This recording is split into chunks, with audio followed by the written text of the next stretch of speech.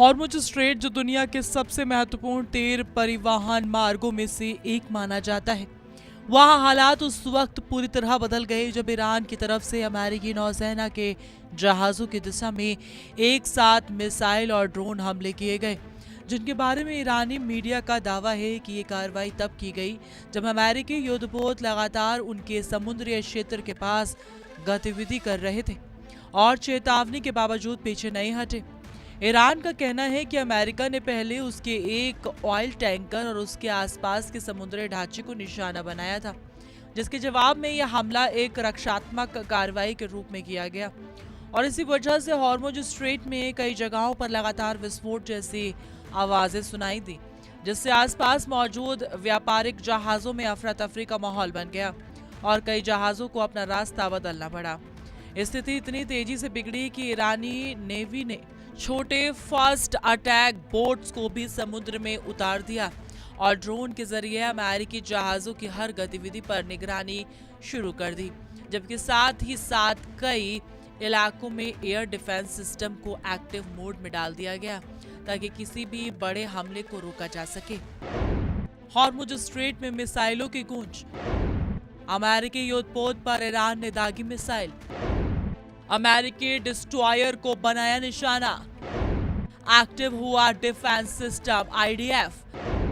समुद्र में ड्रोन और मिसाइल अटैक से हड़कंप। ईरान की इस कार्रवाई के तुरंत बाद अमेरिका ने भी तेज और निर्णायक जवाब देते हुए इस क्षेत्र में मौजूद अपने सैन्य बलों को सक्रिय कर दिया और कई रिपोर्ट्स के अनुसार अमेरिकी सेना ने ईरान के कुछ सैन्य ठिकानों को एयर स्ट्राइक की, जिसमें missile launch sites, radar system और कोस्टल डिफेंस यूनिट को निशाना बनाए जाने की जानकारी सामने आई है। अमेरिकी रक्षा मंत्रालय के अनुसार ये पूरी कार्रवाई एक डिफेंसिव ऑपरेशन का हिस्सा थी, जिसका उद्देश्य केवल अपने नौसैनिक जहाजों की सुरक्षा सुनिश्चित करना था और इसी दौरान अमेरिकी नेवी ने समुद्र में मौजूद ईरानी फास्ट बोट्स को भी रोका और कुछ जगहों पर उन्हें पीछे हटने पर मजबूर किया। इस पूरे घटनाक्रम के बाद हॉर्मुज स्ट्रेट में अमेरिकी निगरानी और भी ज्यादा बढ़ा दी गई। युद्धपोत लगातार पेट्रोलिंग कर रहे हैं और साथ ही कमर्शियल शिपिंग को सुरक्षित निकालने के लिए अलग अलग रूट मैनेजमेंट की कोशिश की जा रही है, लेकिन तनाव का स्तर अभी भी बेहद उच्च बना हुआ है। ईरान के हमले का अमेरिका ने दिया जवाब, अमेरिका ने ईरान पर की बमबारी,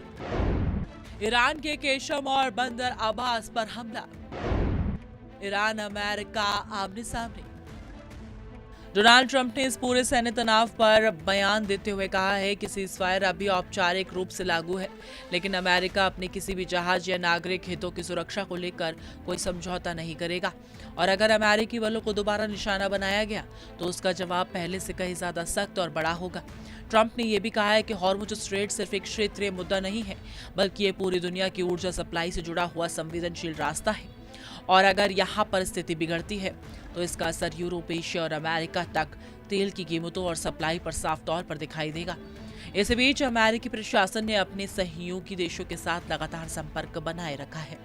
और समुद्री सुरक्षा को लेकर एक नया प्लान तैयार किया जा रहा है ताकि कमर्शियल जहाज बिना किसी खतरे के इस क्षेत्र से गुजर सकें, जबकि ईरान की तरफ से भी बयान आया है कि वह किसी भी बाहरी दबाव में पीछे नहीं हटेगा। अब सबसे बड़ा सवाल यही खड़ा हो गया है कि क्या ईरान और अमेरिका के बीच हुआ सीजफायर समझौता पूरी तरह टूटने की ओर बढ़ रहा है, क्योंकि पिछले कुछ दिनों से लगातार सैन्य गतिविधियां बढ़ती जा रही हैं और मिसाइल, ड्रोन, नौसैनिक टकराव के मामले लगातार सामने आ रहे हैं, जिससे साफ है कि जमीनी स्तर पर शांति का माहौल पूरी तरह कमजोर पड़ चुका है। हॉर्मुज स्ट्रेट में जिस तरह से लगातार घटनाएं हो रही हैं, उसने अंतर्राष्ट्रीय समुदाय को भी चिंता में डाल दिया है, क्योंकि तेल टैंकरों की आवाजाही प्रभावित हो रही है और कई कंपनियों ने अपने जहाजों को फिलहाल